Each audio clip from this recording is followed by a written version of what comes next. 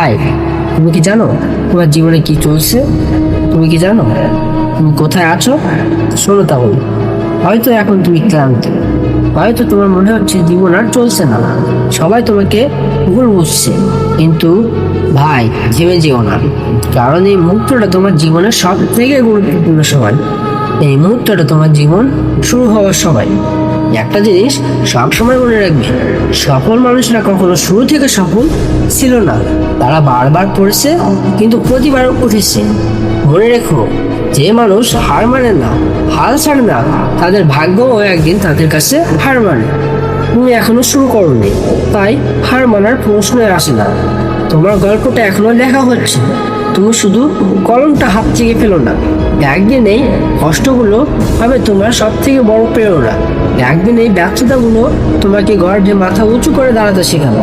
তাই উঠে দাঁড়াও, নিজেকে বলো আমি পারবো, আই উইল সাকসেস।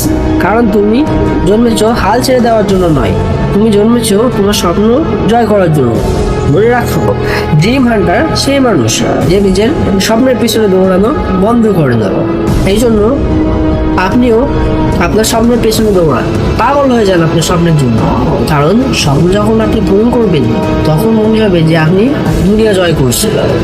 সো আজ থেকে লেগে যাও।